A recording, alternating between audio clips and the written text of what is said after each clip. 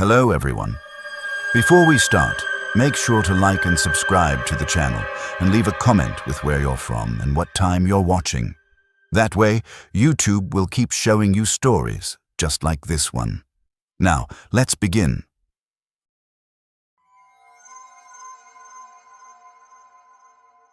I was 29 when my cousin Nate asked if I wanted to head out of town for a few days. He said he needed to just breathe somewhere that wasn't Oakland. I knew he and Lacey had split, and it didn't sound like a clean break. I didn't pry. Some things you just let people carry until they're ready to set them down. He threw out a destination. Drywood Ridge, this scrubby hiking spot halfway to nowhere, about 8 hours south. I said sure. We used to go on random road trips when we were teenagers, mostly as an excuse to skip school and clear our heads. Back then, we'd drive until we hit something interesting or until we ran out of gas money, whichever came first. So when he suggested we just get in the car and drive, it felt familiar. Familiar and necessary. We left Thursday after work. He picked me up in his dented old Subaru, still littered with gum wrappers and an old phone mount that didn't hold anything anymore. The passenger seat had a permanent dip in it from years of use, and there was this faint smell of stale coffee and pine air freshener that had long since given up trying. I tossed my overnight bag in the back, climbed in, and we took off without much more than a nod between us. The plan was always the same. He drives the first half, I take over after midnight. He likes having control when we're still near the city, and I don't mind the quiet hours once we're in the middle of nowhere. That rhythm had worked for us for years, and we just fell into it again like no time had passed. Like we were still those kids who thought the only thing that mattered was getting away from everything familiar. He barely said anything for the first few hours, and I didn't push. He had one hand on the wheel and the other resting in his lap, occasionally drumming his fingers like he had some song stuck in his head. The sun went down slowly, painting everything in shades of orange and purple before finally giving way to darkness. The lights of the city faded behind us, and pretty soon we were cruising down I-5 with nothing but flat farmland and the occasional truck stop to break up the view. The landscape out there is strange at night. During the day, you can see for miles endless fields of crops or cattle, the occasional farmhouse set way back from the road. But at night, it all disappears. The fields become this vast emptiness on either side of you, and the only thing that exists is whatever your headlights can reach. It makes you feel small in a way that's hard to describe. Like you're the only people left in the world, driving through nothing. We pulled into a dusty gas station around midnight just outside a town called Elbridge. The place looked like it hadn't been updated since the early 90s. Dim yellow lights buzzing overhead, one of the pumps wrapped in plastic with an out-of-order sign dangling from it, and a guy behind the glass eating instant noodles straight from the cup. He didn't look up when we pulled in. Didn't acknowledge us at all, actually. Just kept shoveling noodles into his mouth while staring at something I couldn't see. Nate filled the tank without a word, paid inside with cash, then handed me the keys and climbed into the passenger seat like his body had just given out. I could tell he was exhausted. Not just physically, but in that deeper way where your mind has been chewing on something for so long that it's worn you down to nothing. I didn't ask. Just took the keys, adjusted the seat and mirrors, and got us back on the road. I took over from there. The highway stretched out endlessly in front of us, empty and dark. There's something hypnotic about driving at that hour. The white lines keep coming at you in this steady rhythm, and after a while, you stop thinking about where you're going. You just exist in this moving bubble of light, pushing through the darkness. An hour later, somewhere between Broadwell and some nameless cluster of trailers that might have once been a town, Nate looked up from his phone and said, "Hey, there's a route that cuts through the foothills east of here. Saves us at least an hour." I glanced over. The highway was dead. Not a single car in sight. We hadn't passed another vehicle in probably 30 minutes. "Sure," I said. "Your call." so we veered off. The turnoff wasn't marked well, just a faded wooden sign that might have said something once but was too weathered to read now, and then the sudden crunch of gravel under the tires. At first, it felt like a good idea. The road was rough but empty, and there was a weird kind of peace in being the only people out there. Nothing but rolling hills barely visible in the darkness, the occasional silhouette of a power line cutting across the sky, and the hum of the tires on the road. That's when I noticed the black pickup. It was just a pair of headlights in the rearview mirror at first. Nothing strange about that. But 10 minutes later, those headlights were still there. Same distance. No attempts to pass. No variation in speed. Just following. I didn't say anything right away. Didn't want to sound paranoid. Out here, there aren't many roads to choose from, so it's not unusual for two vehicles to end up traveling the same route for a while. But after another stretch of road with no other turns, no gas stations, no traffic at all, I finally broke the silence. "You see that truck?" I asked. Nate lifted his head and peered over his shoulder through the back window. "Yeah, why?" "He's been behind us since the motel," I said. "The rundown roadside place we passed about half an hour back.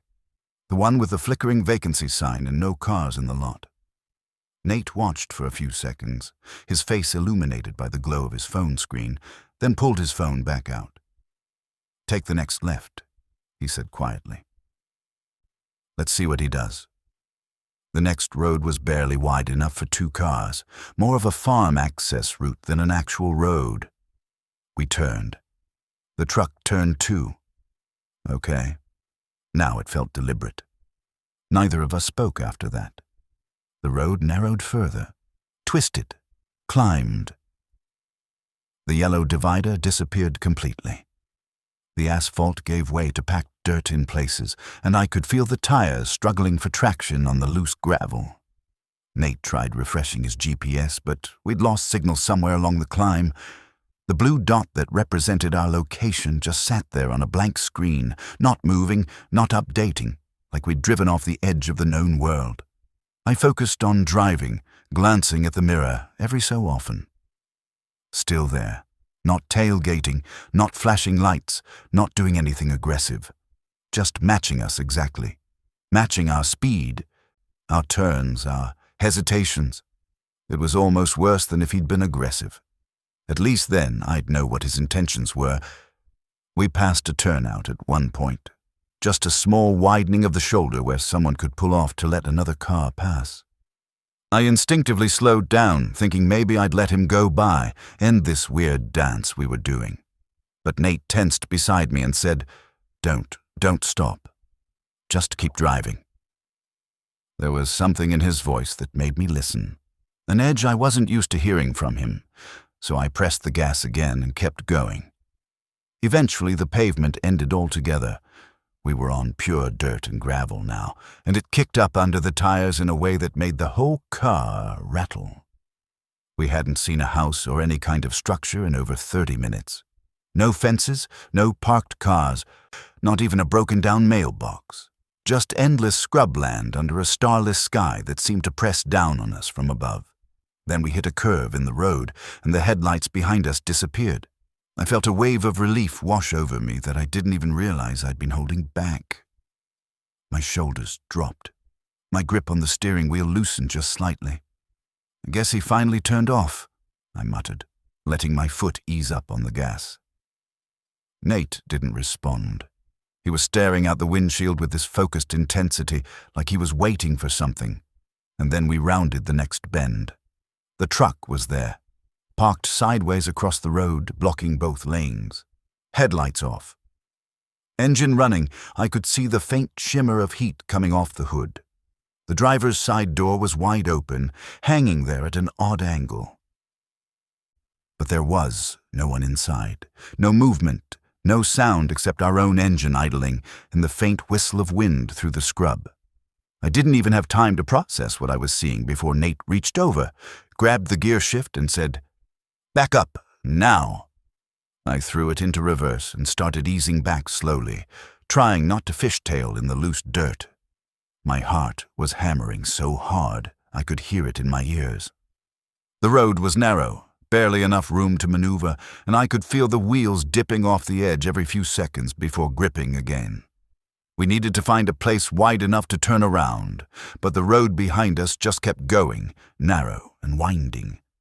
That's when something slammed into the back of the car. Hard, the whole vehicle lurched forward. My foot hit the brake out of pure instinct, and for a second, we just sat there. Frozen. I couldn't see what had hit us. The rearview mirror showed only darkness, but I could feel it. The car was still rocking slightly from the impact. "Go!" Nate shouted. "Don't stop, just go." I floored it. The wheels spun in the dirt for a heart-stopping second before finally catching, and we shot forward.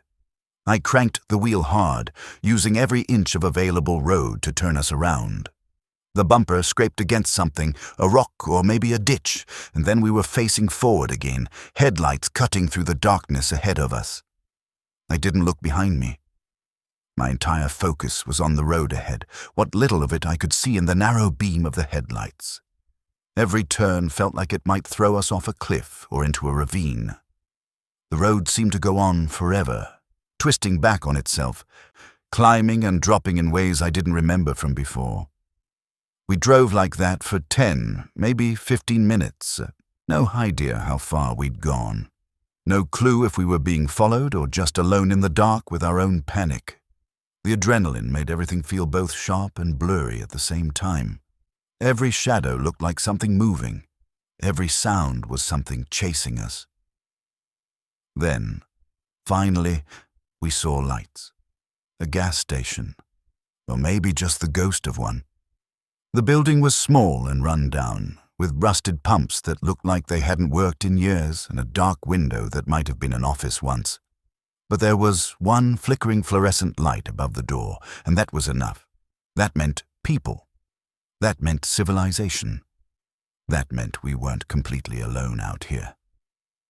I pulled in without even thinking, threw the car into park, and we just sat there. No engine noise behind us, no headlights cutting through the darkness, no sound at all except the ticking of our engine as it cooled and the ragged sound of our own breathing. We waited.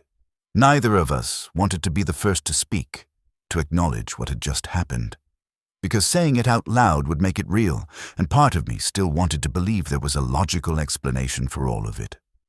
Eventually, Nate got out. He walked up to the door of the building and knocked, his hand making a hollow sound against the old wood. After what felt like an hour but was probably only 5 minutes, an old man in a flannel shirt opened it. He didn't seem surprised to see us, which was somehow more unsettling than if he'd been shocked. He just gave us a slow blink and asked if we needed directions. His voice was rough, like he didn't use it much. He had the kind of face that made it impossible to guess his age, somewhere between 60 and 80, weathered by sun and wind and probably decades of living out here in the middle of nowhere. He let us use the bathroom and gave us a couple of paper cups of tap water that tasted faintly metallic. Then he pointed us to a narrow side road that he said would eventually hook back to the main highway. He didn't ask what we were doing out here at this hour. Didn't ask why we looked like we'd just seen something we couldn't explain. Just pointed and nodded. We thanked him, got back in the car, and drove. The side road was even rougher than the one we'd been on, but it felt safer somehow. Maybe because the old man had told us about it. Maybe because we were moving away from whatever had been back there. I don't know. But eventually, the dirt gave way to cracked asphalt. And then we saw a sign for Highway 395, and I could have cried with relief. We made it to Drywood Ridge just after dawn.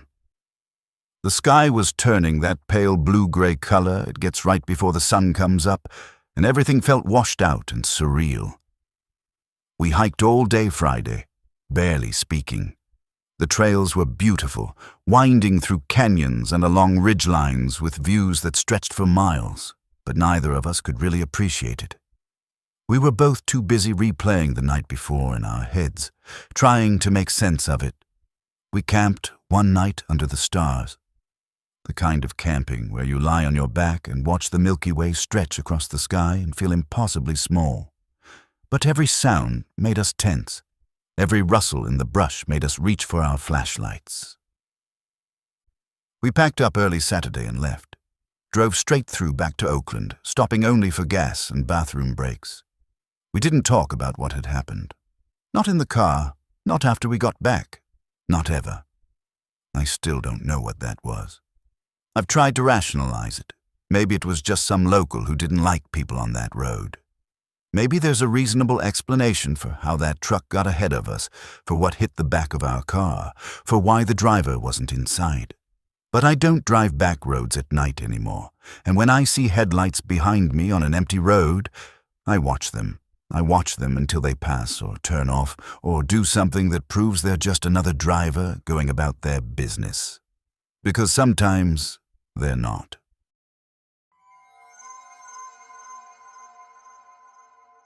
I'd planned a solo trip down to Big Sur for a long weekend. Just me, a small tent, and a couple of quiet trails. I'd done solo hikes before, so it wasn't anything new or dramatic. Honestly, I was looking forward to being unreachable for a few days. My phone had become this constant source of anxiety, always buzzing with emails and texts and notifications that made me feel like I was never really alone. I wanted silence. Real silence. I left Sacramento early, like still dark early, to avoid weekend traffic. The highway was empty at that hour, just me and the occasional long-haul trucker heading south. Things went smoothly for a while. The highway was clear, my playlist was solid, coffee stayed hot enough to keep me awake.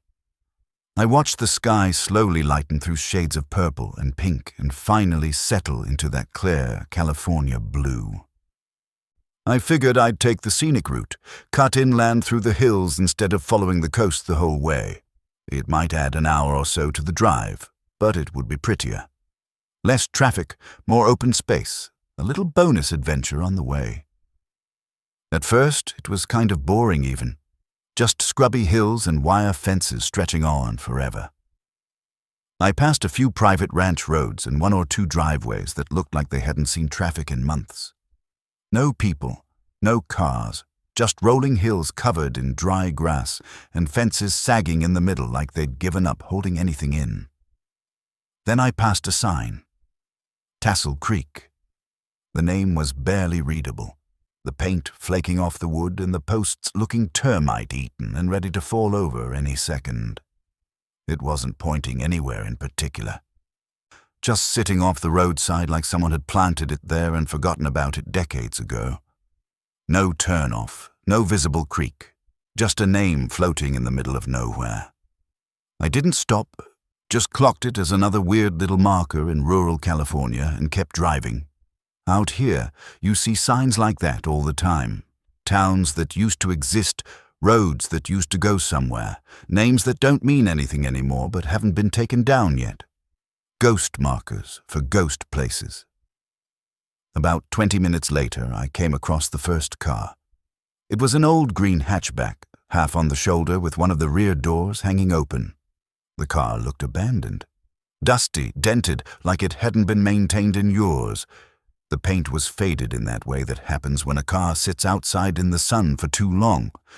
And one of the hubcaps was missing from the front left wheel. At first I slowed down, half ready to pull over and check if someone needed help. But something about it stopped me. I couldn't see anyone nearby. The area around it was totally still. No houses, no trail markers, not even a fence gate. Just that open door moving slightly in the breeze, like the car was breathing. I told myself someone probably went for a walk. Maybe they broke down and hiked back toward the last main road for help. It felt weird, sure, but not enough to turn around over.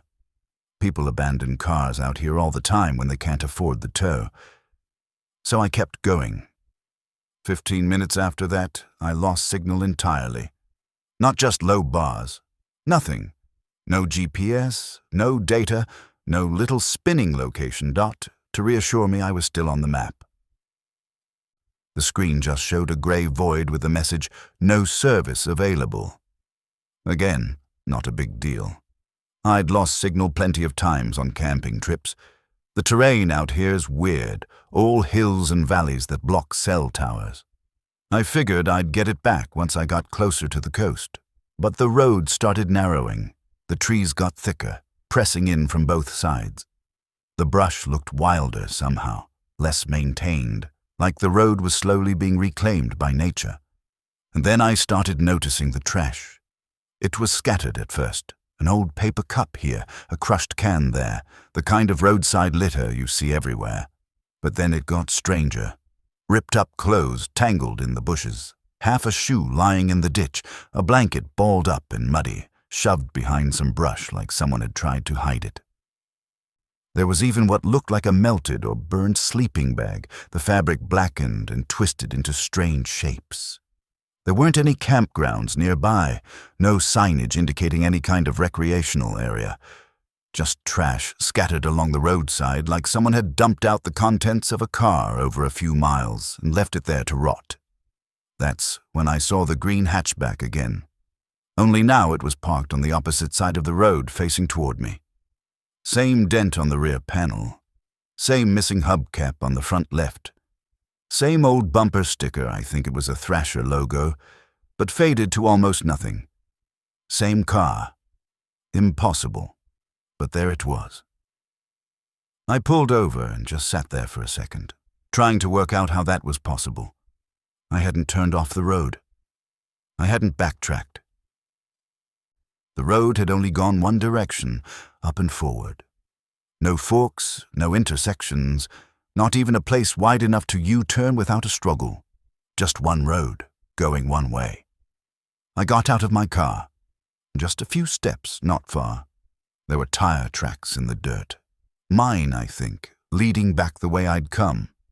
But the green car's position didn't match anything.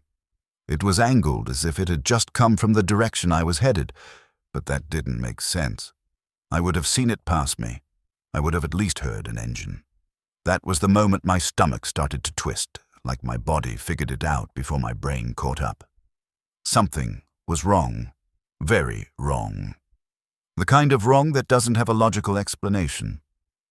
I got back in my car and locked the doors. That felt silly and overcautious, but I did it anyway.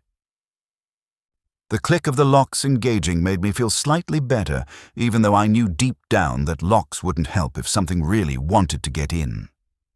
I told myself it had to be a coincidence. 2 old cars, same model, same beat-up shape. That's all. California has millions of cars. Some of them are bound to look similar. I was just being paranoid because I was alone out here with no cell service and too much time to think. I kept driving. The next 20 minutes were dead silent. No birds, no breeze, no more trash now. Just tight curves and trees that felt like they were leaning in a little too close. The kind of quiet that makes your ears strain because they're not used to that much nothing. Even my engine sounded muted, like the sound was being absorbed by something I couldn't see. Then I came around a bend and it was there again. The hatchback. This time in the middle of the road like someone had slammed on the brakes and jumped out mid-drive. All 4 doors were wide open, swinging slightly in a breeze I couldn't feel. Nothing inside. No driver, no passenger, no bags or belongings visible in the seats. Just an empty car sitting there blocking my path. I didn't get out. I sat there with my headlights aimed straight at it, hand hovering over the shifter, every nerve in my body buzzing. There was no logical way for it to be there. I hadn't passed a single turn-off. There was nowhere for another driver to loop ahead of me. No engine noise, no brake lights, no tire marks indicating it had just arrived. Just that same damn car again and again, like the road itself was coughing it back up every time I tried to leave it behind. My hands were shaking now. I kept watching the brush on either side of the road, waiting for someone, something to step out. Waiting for any explanation that would make this make sense, but there was nothing, just trees and dirt and a smell I hadn't noticed before. Faint, metallic, sharp, like something overheating or maybe like blood. Backing up wasn't an option. The road was too tight and I would have had to reverse at least a mile, maybe more, blind to whatever might be behind me. So I did the only thing I could. I edged around the hatchback, tires crunching into the dry brush on the shoulder. One of the branches scraped the side of my car hard enough to leave a mark, and I heard something, maybe my mirror, make contact with a tree trunk, but I didn't care. I just wanted out of this place, off this road, away from that car. Once I was past it, I floored it, didn't check the speedometer, didn't look in the mirror, didn't let myself think about what I'd just seen.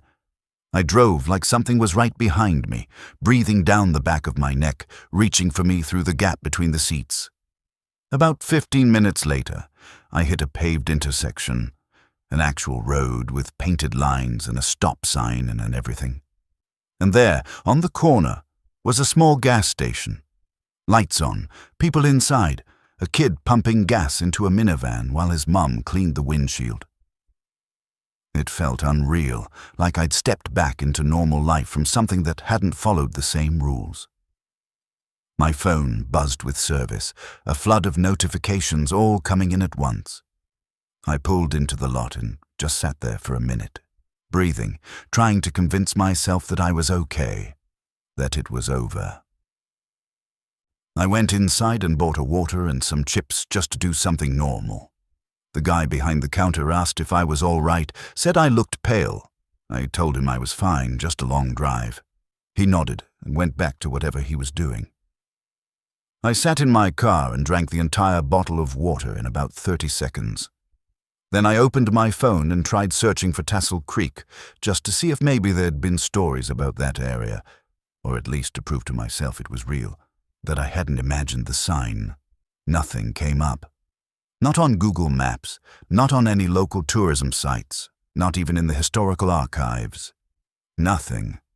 But eventually, I did some more digging, went through old news sites, message boards, anything I could find about missing people in that area. And I found one thing, one archived article from the late 90s, barely more than a paragraph. Local man in his 20s went missing near Paso Robles. Last known location, an unmarked service road near Tassel Creek. His car was found a week later, abandoned on the shoulder with the driver's door open. No signs of struggle, no evidence of foul play. He was never seen again. His car was a green hatchback. I stared at that article for a long time. Then I closed the browser, deleted my search history, and drove straight to Big Sur without stopping again. I didn't camp. I got a motel room and slept with the lights on and the TV playing some mindless sitcom. I still don't drive backroads alone. And if I see an abandoned car on the shoulder, I don't slow down. I don't look. I just keep driving, because some roads don't let you go.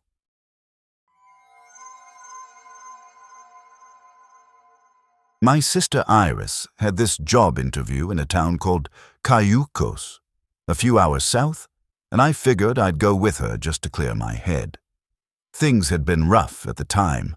I'd just gotten out of a relationship that had dragged on about 6 months too long, and I was still in that weird phase where every song on the radio felt like it was about me. So a road trip sounded perfect. Get out of town, spend some time with my sister, maybe eat some good food and see the ocean. We made a loose plan. We'd head down the coast early in the morning, take Highway 1 most of the way, switch off driving after Cambria, and stretch it out into a one-day mini road trip. Scenic stops, good coffee, ocean views. Honestly, it sounded kind of perfect. Just what I needed. The weird part started before we even got to Morro Bay. About an hour into the drive, the gas light came on. I hadn't noticed it dropping that fast, but I figured we'd hit a small town soon, so I took the next exit. That's how we ended up in Morro Glen. No signs before the turnoff. No billboards advertising gas or food or lodging.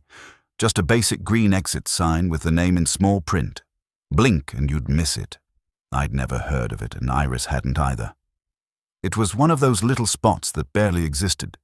The kind of place that probably has a population of 200 people and one stoplight. Quiet streets, maybe 4 businesses total, and not a single person walking around. It wasn't run down or spooky, just still. like a painting of a town rather than an actual place where people lived. The buildings were clean, the streets were swept, but there was no one. No cars moving, no one checking their mail, no dogs barking. Just silence. We found a small gas station about 2 miles in. One pump, no other cars, a building that looked almost too clean. It was one of those old-style stations with the rounded edges and big windows, like something out of the 50s, but it had been maintained so well it looked almost fake, like a movie set. I pulled up and started filling the tank. Iris said she was going to run inside to use the restroom, and I told her I'd grab some snacks. Standard routine. The inside of the place was off. Not in an obvious way, just in a way you feel in your ribs without knowing why. It was completely silent. No music playing over speakers, no hum from the refrigerators, not even the buzzing of fluorescent lights. Just dead quiet, like someone had hit a mute button on the entire building. The guy behind the counter was on the phone, not even pretending to acknowledge me. He was speaking slowly in this low, monotone voice, like he was reading from a script. I couldn't make out what he was saying, but it didn't sound like a normal conversation. It sounded rehearsed. The shelves were stocked, but in this overly neat way that felt staged. Everything front-facing, no price stickers, no dust, no products shoved behind other products the way they usually are in small stores. Just perfect rows of identical items, like someone had arranged them for a photograph. There was a rack of pamphlets by the counter, the kind you usually see at rest stops or tourist information centers. But these were different. Everyone identical. Just glossy covers with names like Dry Hollow Path and East Spill Route. I picked one up out of curiosity and flipped through it. No maps inside, no highway numbers, no useful information at all. Just vague, directionless phrases like continue west through the second bluff or stay to the lower bend. Instructions that didn't actually tell you how to get anywhere. I grabbed a bottle of water and a pack of trail mix and stood at the counter, waiting. The guy didn't look up, didn't stop talking on the phone. After a minute, I cleared my throat and said, "Hey, just these." Still nothing. But without pausing his call, without even glancing at me, he reached under the counter and slid a receipt toward me. No scan, no beep, no registered drawer opening. It was already printed. And when I looked at it, I felt my stomach drop. The items were listed correctly. Water, trail mix. The total was right, but the timestamp matched the current moment exactly, down to the second, like it had been printed before I even walked up to the counter, like he'd known what I was going to buy. I left a $5 bill on the counter, took my stuff, and walked out quickly. My hands were shaking slightly, though I couldn't have explained why if someone had asked. Iris was already back in the car, arms crossed, eyes narrowed in this way she does when something's bothering her. "Why'd you move the car?" she asked as soon as I opened the door. "What?" I said. "I didn't." "Yes, you did," she insisted. "It was parked differently when I came out, further back, more angled toward the street." I told her I hadn't touched it. I'd been inside the entire time, and the keys had been in my pocket. She said she was sure it had moved. She even pointed to where she thought it had been before, a spot about 10 feet ahead and at a different angle. I looked around just to be sure. Same pump, same position relative to the building. I even checked the gear shift to make sure it was still in park, like maybe the brake had slipped somehow. It hadn't. Everything was exactly as I'd left it. I said maybe she remembered it wrong. She didn't argue, but the tension stuck in the air between us. That uncomfortable feeling when you both know something is off, but neither of you wants to be the first to say it out loud. We got back on the road. For a while, everything seemed fine. The scenery was beautiful, the way it always is on that stretch of coast. Rolling hills on one side covered in golden grass. Ocean cliffs on the other with waves crashing against the rocks below. The kind of views that usually make you want to pull over and take pictures. But there were no other cars. Not one. For almost 40 minutes, it felt like the entire stretch of road belonged to us. Like everyone else in California had decided to stay home that day. I started to feel that low, creeping alertness that something was wrong, but nothing specific had happened yet. Just a feeling in the back of my mind that wouldn't go away. Then we saw the sign, "Welcome to Morrow Glen." Again. I slowed down, and we both stared at it. It was the same sign, same font, same faded green paint, same scuff mark on the metal where something had scraped it. It didn't make sense. We hadn't turned around. I hadn't even changed lanes. We had been heading south the whole time, following the coastline, one road with no turnoffs. We drove past the gas station again. Same building, same 2 clean windows, and there, parked out front in the exact same spot, was a black SUV that had been there before. Same model, same position. I was sure of it. That's when Iris said it out loud. "Are we stuck in something?" I didn't answer.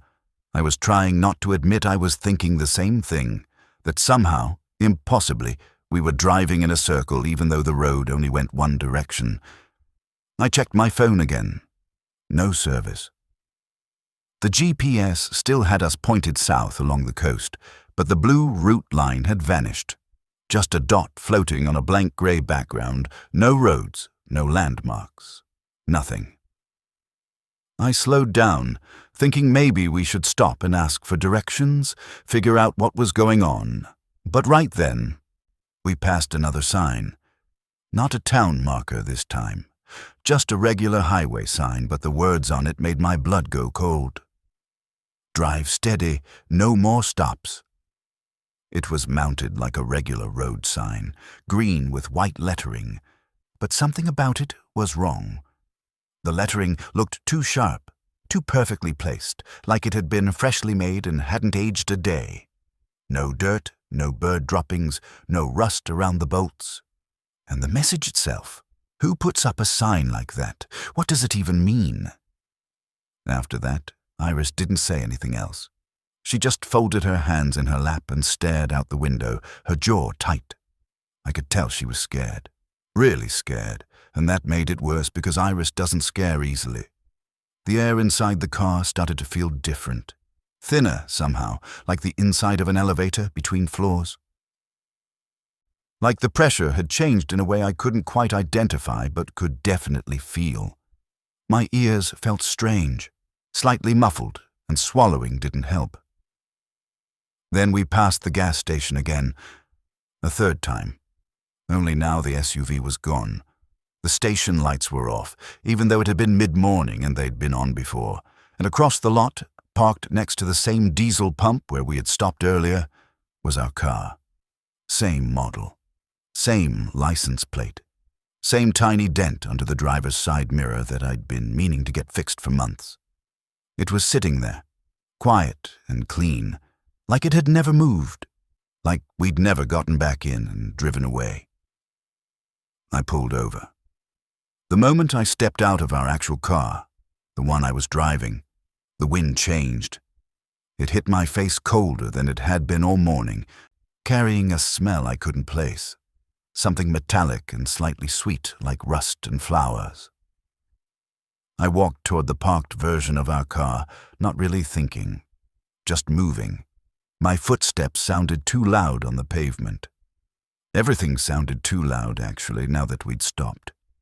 The wind, my breathing, the creak of my jacket as I moved. There was a folded piece of paper tucked under the windshield wiper of the parked car. I pulled it out with shaking hands. It was my gas receipt, from inside the station. Same items, same timestamp, same everything. But across the bottom, someone had scrawled in shaky, uneven handwriting. "It doesn't stop unless you do." I stared at it for a second longer than I should have, trying to make sense of the words. Then I looked back toward Iris. She hadn't moved. Not an inch. She was still sitting in the passenger seat, staring straight ahead, eyes wide, like she was forcing herself not to blink. like she was afraid that if she looked away, something terrible would happen. I got back in the car and drove. Didn't say anything, didn't explain what I'd found. Just drove. We passed the same landmarks again and again, the same brown paper bag tangled in the same fence, the same splintered mile marker with the numbers worn away, the same patch of wild mustard flowers by a rusted guardrail. I stopped counting after the 5th pass, or maybe the 7th. They started to blur together. Then I saw it. A narrow turnout, just a strip of dirt leading into some brush. It wasn't marked on any map, and I hadn't noticed it the previous times around, if it had even been there before. But it was there now, and I took it. As soon as we bumped off the pavement onto the dirt, it felt like the road finally resisted us again. Gravel pinged against the undercarriage, and my arms tensed at the wheel as I fought to keep us straight. That simple physical change, the car struggling against the terrain, was like a slap to the face. It meant we were back in the real world. The world where roads are rough and cars bounce and physics works the way it's supposed to. After a couple of winding minutes, we came to a gated fire road. There was a tiny ranger station next to it, boarded up and abandoned, with a faded sign that said, "Restricted area, no public access." No cars, no people, no indication that anyone had been there in years. But there was a red emergency phone box mounted to a wooden post beside the gate. One of those old-style ones you sometimes see in remote areas, with a weatherproof housing and a direct line to emergency services. I picked it up, not really expecting it to work, but it rang. Once, then clicked. A voice said, "You're out. Don't drive back." No introduction, no static, no explanation. Just those words, spoken in a flat, neutral tone. Then the line went dead. I put the receiver down gently, like it might break, and got back in the car. Iris was still silent, still staring straight ahead. I didn't say anything either. Didn't tell her what the voice had said. Just drove. Eventually, after what felt like hours but was probably only 20 minutes, we saw a real highway sign. Atascadero, exit 15. The GPS snapped back on like it had never stopped. Full signal, route clearly marked, ETA updated. Like nothing had happened. We stopped at a coffee shop in Atascadero. I finally broke the silence and asked Iris what had happened in the gas station bathroom back in Morrow Glen. She looked confused for a moment, then serious. Her eyes met mine, and what she said made my skin crawl. "I never went in," she said quietly. "The door was locked. I waited outside the whole time. I thought you knew that." But I'd seen her come out. I'd watched her walk back to the car, or at least I thought I had. We didn't talk about it after that. We made it to Cayucos just fine. She had her interview, nailed it actually, and got the job. But we never spoke about that drive again.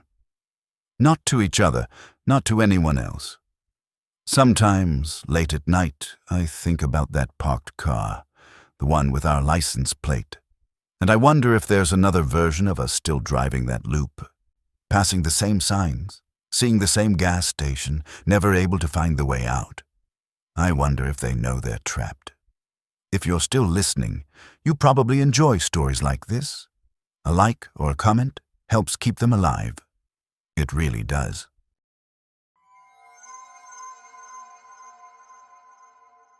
My girlfriend and I had broken up about 3 weeks earlier.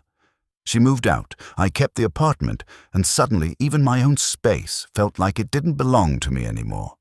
Every corner reminded me of her. Every coffee mug had been chosen together. Every playlist had some song we used to sing off-key in the car. The silence in my apartment was deafening, and I couldn't take it anymore. So I packed a bag, grabbed my camera, tossed a blanket in the back seat of my car, and just left. No real plan, no destination in mind. Just pointed my car north out of San Gabriel and started driving, keeping off the big freeways whenever I could. I wanted back roads and small towns, places where nobody knew me, and I didn't have to explain anything to anyone. I stayed in whatever town I landed near each night. Cheap roadside motels where the towels smelled like industrial bleach and the vending machines still had buttons that stuck when you pressed them. Ate way too many peanut butter crackers, listened to whatever scratchy stations the radio could pick up, and took photos of anything that caught the light in a weird way. Old fences, rusted water tanks, trees that looked half dead but were still somehow standing. I wasn't looking for anything in particular. I just didn't want to be anywhere familiar. Didn't want to run into friends who would ask how I was doing with that concerned head tilt. Didn't want to see places we used to go together. I just wanted to be alone. On the fourth day, somewhere outside a place called Hartville, this tiny town east of Bishop, I pulled off the road. It was late afternoon, maybe a couple hours before sundown. I was driving through this long stretch of highway that cut through dry hills when I saw a turnout, one of those dirt loops on the side of the road where a few tire tracks said others had parked before. No signs, no buildings, no other cars. Just the hills, the brush, and the road curving quietly out of sight in both directions. I figured I'd stop for a bit, stretch my legs, maybe nap before heading toward town for dinner and a bed. I rolled the windows down just enough to catch a breeze, turned off the ignition, and leaned the seat back. The last thing I remember before falling asleep was the sound of wind moving through dry grass and the distant call of a hawk circling somewhere overhead.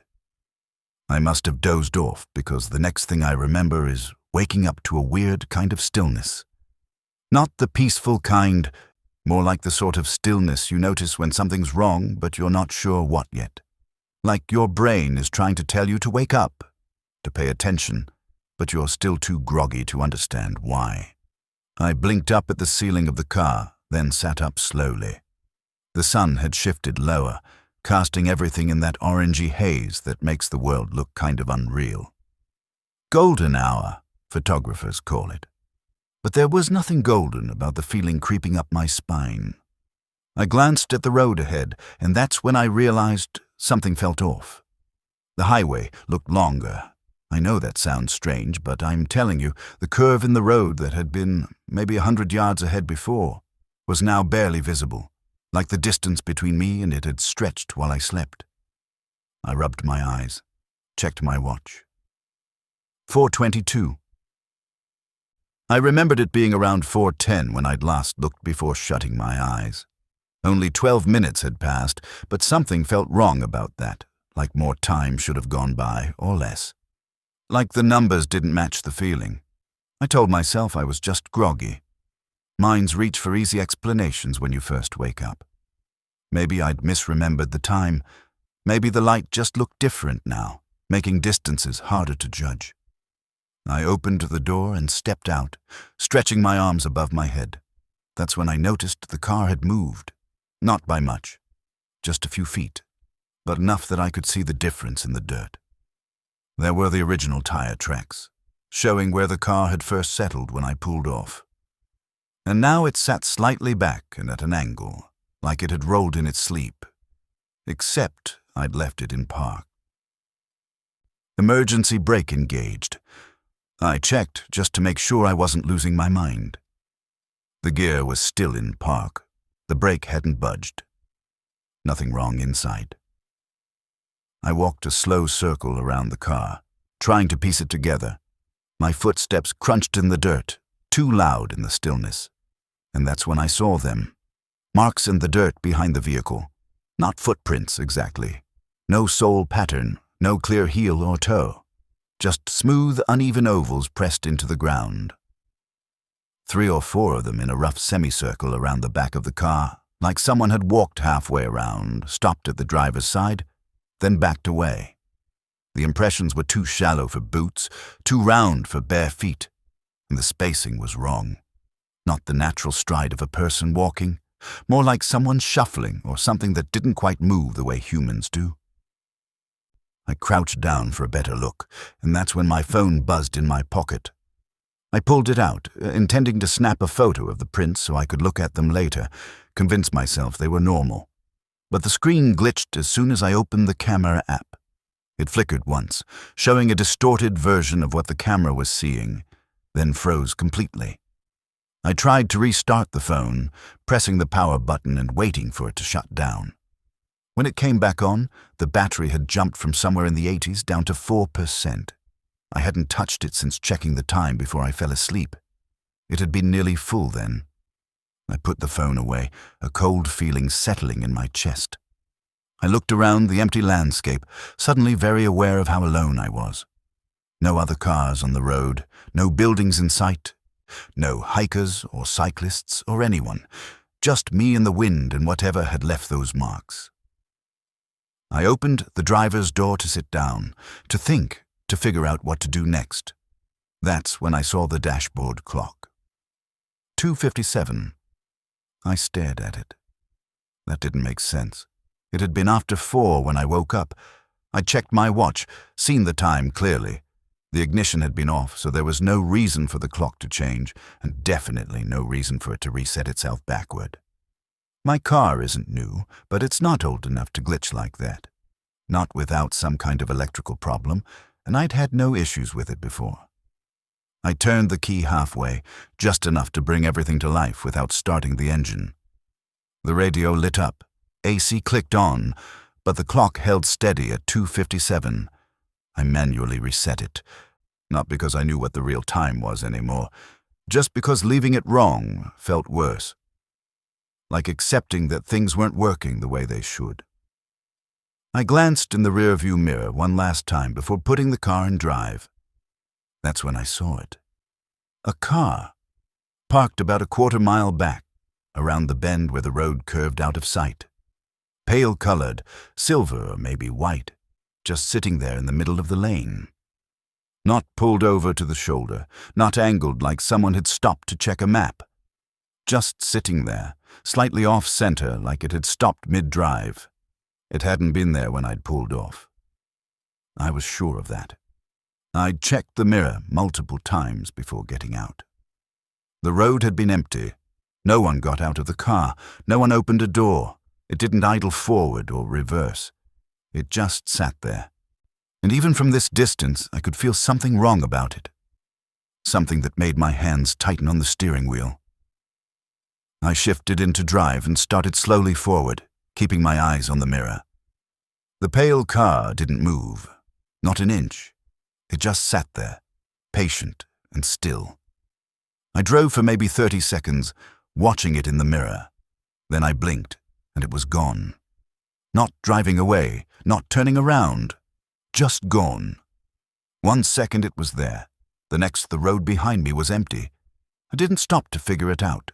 I pressed the gas harder, faster than I normally would on a road like that, my heart hammering in my chest. After about 10 or 15 minutes, I saw a gas station. A low building with faded signs and a single pump, the kind of place that looks closed even when it's open. But the lights were on, and that was enough. I pulled in, left the engine running, and went inside. The attendant barely looked up from behind the counter. Middle-aged guy in a ball cap, staring at a small TV that was playing some daytime talk show. I asked if he'd seen anyone come through recently. He didn't hesitate. Said no one had passed in nearly an hour. He said it like he was sure, like he'd been watching the road the whole time. I didn't tell him what I'd seen. Didn't seem like it would matter. I just nodded and thanked him. When I got back outside, I scanned the road, the hills, the turnoff in the distance where I'd been parked. Nothing. Just empty highway stretching in both directions. I was about to unlock the car when I saw something on the rear driver's side window. 3 faint streaks, diagonal and slightly curved, running from top to bottom. Like someone had dragged 3 fingers lightly across the glass, not dirt, not tree sap. It looked oily, almost like skin oil, but thicker, and it was on the outside of the window, not the inside. I wiped it away with my sleeve, my stomach churning. Then I opened the door and checked the locks. Still engaged, everything still locked, but someone or something had touched my car while I was inside that gas station. Or maybe before, back at the turnout, while I was asleep. That night, I found a motel just outside of town. One of those one-story buildings with buzzing fluorescent lights over the doors and the smell of stale air conditioning in every room. I didn't sleep. I lay on the bed fully dressed, TV on low volume, eyes half on the screen and half on the window. Every so often, I'd get up and part the blinds, looking out at the parking lot. I never saw anything unusual. No pale cars, no figures standing in the shadows. But each time I looked, I swore the road in front of the motel looked farther away.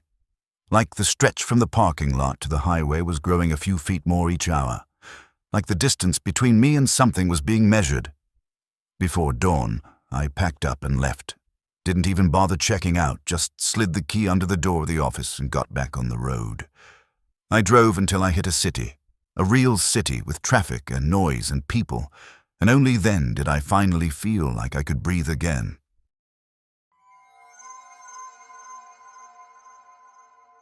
My cousin Aidan and I were about halfway through this week-long road trip through Northern California. We were hitting every park and weird little stretch of coast we could find, zigzagging between trails and cliffs and back roads that barely existed on the map. We'd been planning this trip on and off for almost 2 years, pinning locations on a shared Google map whenever we found something that looked interesting. We used to be pretty much inseparable growing up. Spent every summer together between our families' houses in Los Altos and San Diego. Built forts in the backyard. Stayed up too late watching scary movies we weren't supposed to watch. Made elaborate plans to run away and live in the woods. But after college, I moved up to Oakland for work and he stayed down south. And over time, the distance kind of stuck. We still texted occasionally, still saw each other at family holidays, but it wasn't the same. So when we finally committed to this trip, it felt like maybe we could get some of that back, that easy closeness we used to have. We took turns driving and picked spots on a whim. Some were real destinations, marked trails with parking lots and information boards. Some were just vague dots in the woods that we thought looked interesting from satellite view. Half the fun was not knowing exactly what we'd find. By the fourth night, we were somewhere pretty remote, outside a small town called Mineral. Population maybe 300 on a good day, the kind of place where everyone knows everyone and strangers get noticed. We'd followed this old logging road off the highway, hoping it might lead us to a tucked-away clearing where we could camp without paying for a site. It did. Eventually, after almost 30 minutes of bumpy, winding road, we found this flat gravel pull-off with enough space to park and set up our tent. Definitely not official. No signs, no bathrooms, no fire rings, no cell service. But it was quiet. Forest in every direction. No other cars, no distant lights. Just us and the trees. It was late when we stopped, maybe after 9. The sun had already set, and we were setting up the tent by flashlight. We ate some canned chili heated on a little camping stove, split a beer, and sat by the fire we'd built in a makeshift ring of stones. Aidan fell asleep fast. He always could, like flipping a switch. 1 minute he'd be talking, the next he'd be out cold, breathing slow and steady. I stayed up a little longer, sitting on a log near the fire pit with my headlamp on, picking through a bag of trail mix and reading one of those cheesy park brochures about local flora that I'd grabbed at a visitor center days ago. It was so still. I know people say that all the time, but I mean literally still. No breeze rustling the leaves, no rustling in the underbrush, no bugs buzzing around the fire. It was like someone had hit pause on the entire forest. The only sound was the occasional pop and crackle from the fire. Then I heard footsteps. Not twigs snapping or some animal crashing around in the brush. I know what a deer sounds like, or a raccoon knocking over trash. This was different.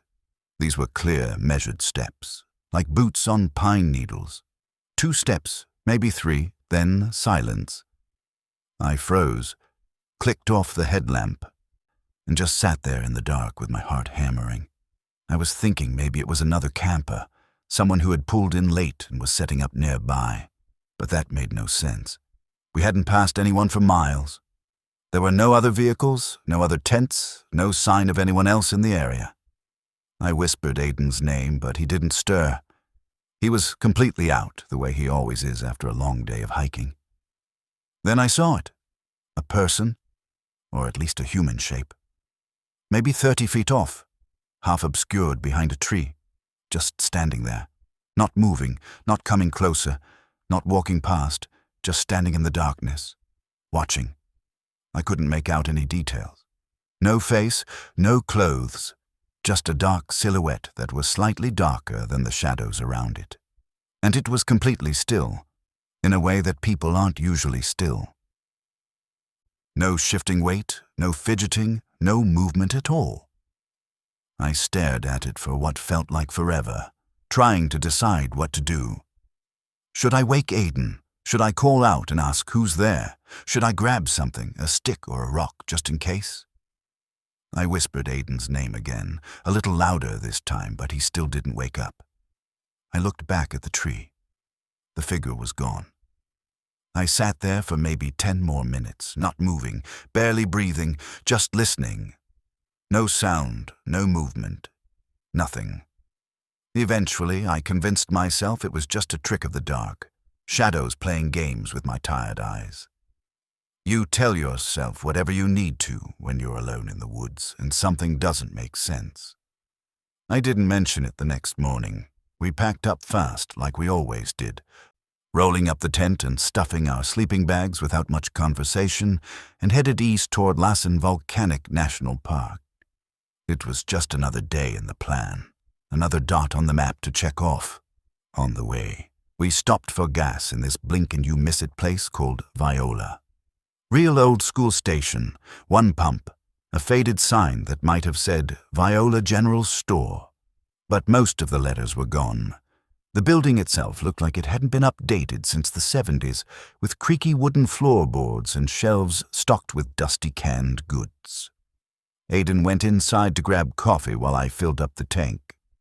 The pump was one of those ancient ones where you have to hold the lever the entire time because the automatic latch is broken. So I stood there, watching the numbers slowly tick up, breathing in the smell of gasoline and hot asphalt. There was a woman at the other pump, mid-50s maybe, weathered face, wearing an old sweatshirt with a faded logo I didn't recognize. She had that look of someone who'd lived in the area forever, someone who knew every back road and every family for 50 miles in any direction. She kept glancing over at me while she worked her pump, and I could feel her eyes on me, even when I wasn't looking directly at her. It made me uncomfortable in a way I couldn't quite explain. Eventually, she walked over. Didn't ask permission, didn't wait for an invitation, just came right up to me and said, "You guys camping out here?" I hesitated, then said, "Yeah, sort of, just passing through." She nodded slowly, like she was thinking something over, weighing whether or not to say what was on her mind. Then she leaned in slightly and said, "There's been some weird stuff in the hills lately. Just be careful." That was it. No details, no story, no explanation of what she meant by weird stuff. Just that warning, delivered in a flat, matter-of-fact tone. I gave her a polite nod and smiled, trying not to look as unsettled as I felt. "Thanks," I said. "We'll be careful." She walked back to her car without another word, got in, and drove off. I stood there for a moment, watching her tail lights disappear down the road, trying to shake off the uneasy feeling that had settled over me. When Aiden came back out with 2 cups of terrible coffee, I didn't mention the woman or what she'd said. I told myself it was nothing, just small-town weirdness. People in remote areas say odd things sometimes. Maybe there'd been some break-ins, or maybe she was just one of those people who likes to make ominous warnings to outsiders. We'd heard stranger things on this trip. We brushed it off and got back on the road. Later that afternoon, Aiden pointed to this narrow dirt road that branched off Highway 36. He'd marked it on our map days ago, said it led to a ravine overlook. Supposed to be beautiful, he said, with views that went on for miles. I didn't argue. We were both still chasing that sense of discovery we'd had on the first couple of days, that feeling of finding places that weren't on anyone else's itinerary. The road was rough, steep climbs, big rocks that scraped the undercarriage, potholes that could swallow a tire if you weren't careful. But my car handled it well enough, and eventually we got to this wide, open stretch where the trees cleared out, and there was this jaw-dropping view over a canyon. No sign, no railings, no guardrails, just a sloping edge and air, and then this massive drop to the valley below. We could see for miles, layers of hills fading into the distance, covered in that late afternoon golden light that makes everything look like a painting.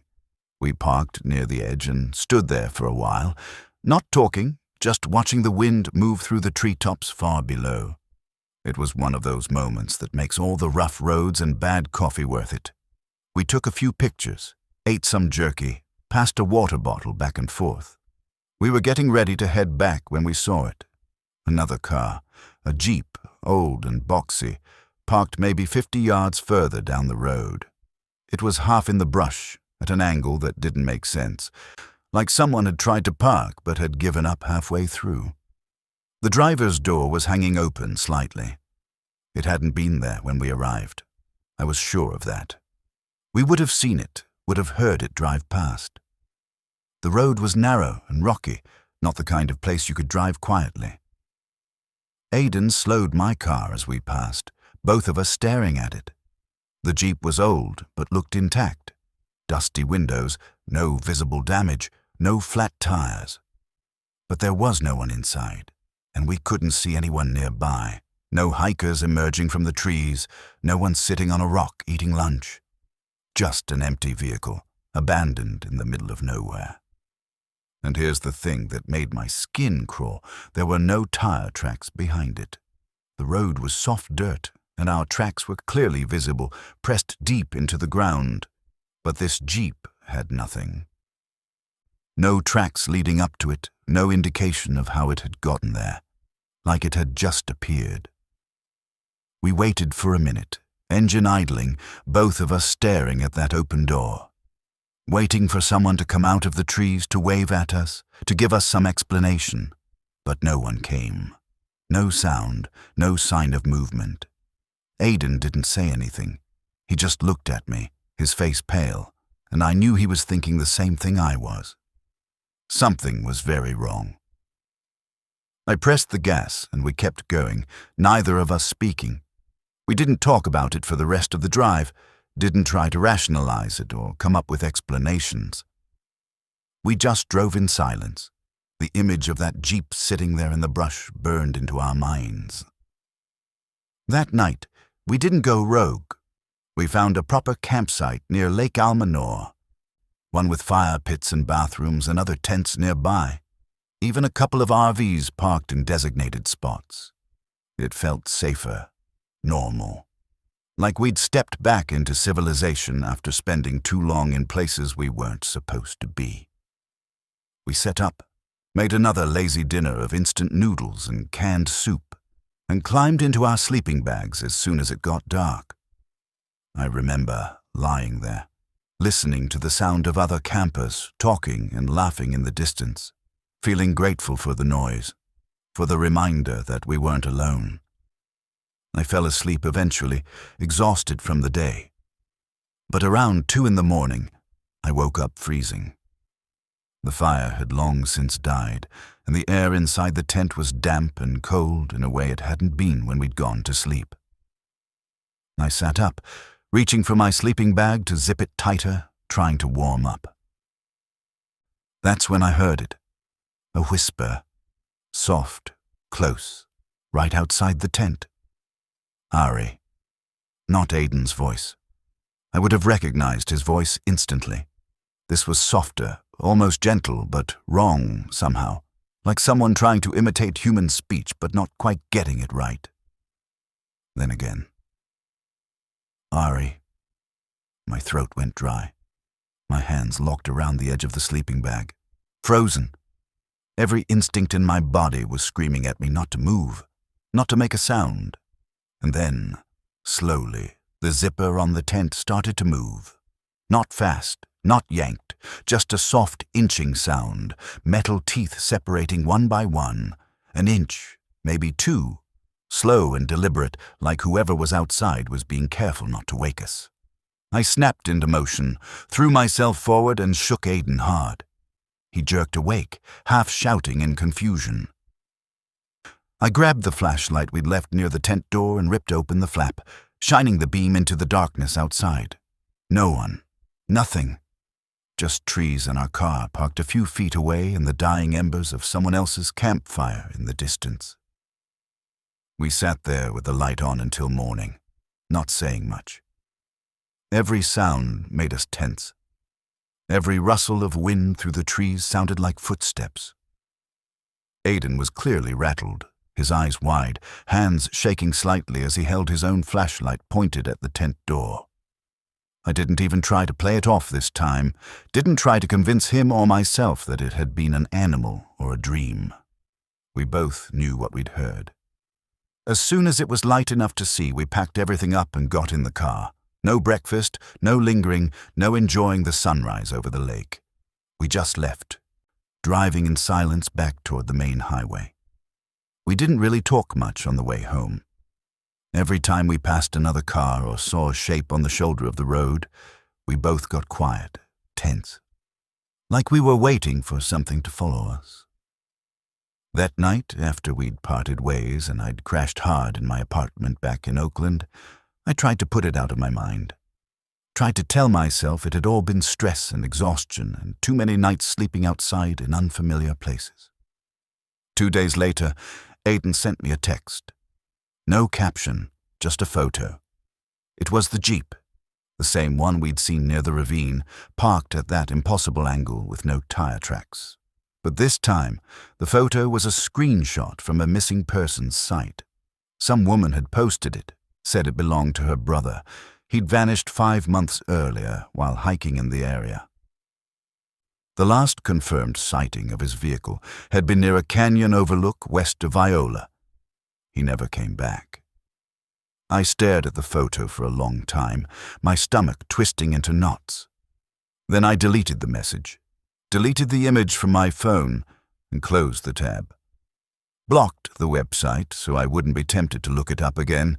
I didn't respond to Aiden, didn't call him, didn't text back, and we haven't talked about that trip since. I don't take road trips anymore. And I definitely don't camp in places that aren't on a map. Some say it ended that night, but I still wake up sometimes thinking I hear my name whispered outside my window. Thanks for listening. If you made it through the darkness, I appreciate you being here.